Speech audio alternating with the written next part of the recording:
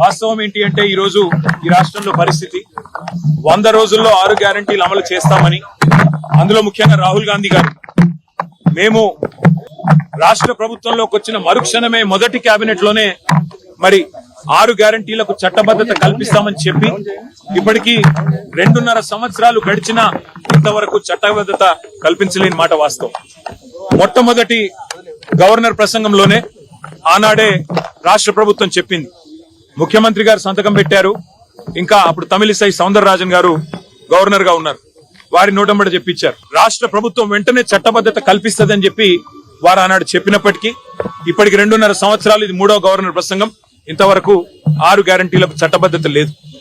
అట్లాగే విచిత్రమైన విషయం, ఇవాళ పంటలు నాట్లేసేటప్పుడు నిజానికి కేసీఆర్ గారి టైంలో రైతు బంధు పడేది, కానీ వాళ్ళ పంటలు కోతలకు వచ్చినా రైతు బంధు దిక్కులేదు. ఇంతవరకు రాష్ట్ర ప్రభుత్వం నుంచి ఒక స్పష్టత, ఒక సమాధానం లేదు.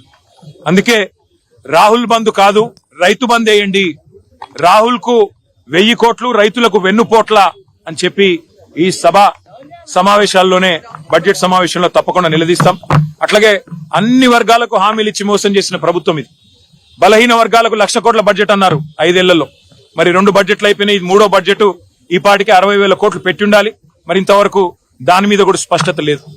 అట్లాగే ఎస్సీ ఎస్టీలకు అంబేద్కర్ అభయహస్తం ప్రవేశపెడతామన్నారు, మరి 12 లక్షలు ఇస్తామన్నారు దళిత బంధు స్థానంలో, ఇంతవరకు అతి గతి లేదు.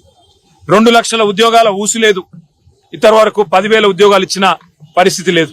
అట్లాగే ఇక 6 గ్యారంటీలకైతే మంగళం బాడినట్టే కనబడుతున్నది. మరి మహిళలు ఎదురు చూస్తున్నారు రాష్ట్ర వ్యాప్తంగా, 2,500 100 రోజుల్లో ఇస్తామన్నారు, ఎప్పటి నుంచి ఇస్తారని. ముసలి వాళ్ళు ఎదురు చూస్తున్నారు, పెద్ద మనుషులు 4,000 పెన్షన్లు ఎప్పటి నుంచి వస్తాయని.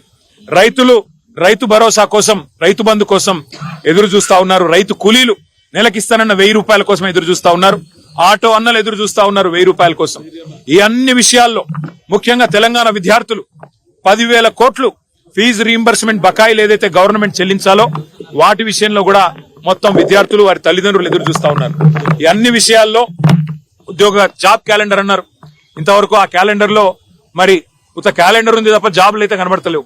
ఈ అన్ని విషయాల్లో తప్పకుండా ప్రభుత్వాన్ని శాసనసభ సమావేశాల్లో నిలదీస్తాం, నిగ్గదీస్తాం. ఎక్కడ పోతున్నాయి డబ్బులను అడుగుతాం. మరి కేసీఆర్ గారు కట్టిన ఇల్లు పెట్టిన పోయినట్టు మీకు బ్రహ్మాండమైన వడ్డిచ్చిన విస్తర్ లాంటి రాష్ట్రాన్ని మీకు అప్పచెప్తే ఇలా మీరు ఏం చేస్తున్నారు, ఆర్థిక అరాచకం చేస్తా ఉన్నారన్న విషయాన్ని కూడా వారిని నిలదీస్తాం. రిటైర్డ్ ఎంప్లాయీస్ కనీసం బెనిఫిట్స్ ఇవ్వలేని దుస్థితిలో ఈ రాష్ట్ర ప్రభుత్వం, ఇవాళ రాష్ట్రం ఉన్నది అంటే దానికి కారణం ఖచ్చితంగా ఫైనాన్షియల్ మిస్మేనేజ్మెంట్. తెలంగాణను ఒక ఏటీఎం గా మార్చి ఏఐసిసికి సమర్పించుకునే దాని మీద ఉన్న శ్రద్ధ ఈ రాష్ట్రంలోని పేదల మీద లేదు అనేది తప్పకుండా రాష్ట్రంలోని ప్రతి పేదవాడి తరపున ఈ ప్రభుత్వాన్ని నిగ్గదీస్తాం, నిలదీస్తాం. మరి ఈ శాసన మండలిలో తప్పకుండా ప్రజల తరపున పోరాడతామని తెలియజేస్తూ థ్యాంక్ యూ.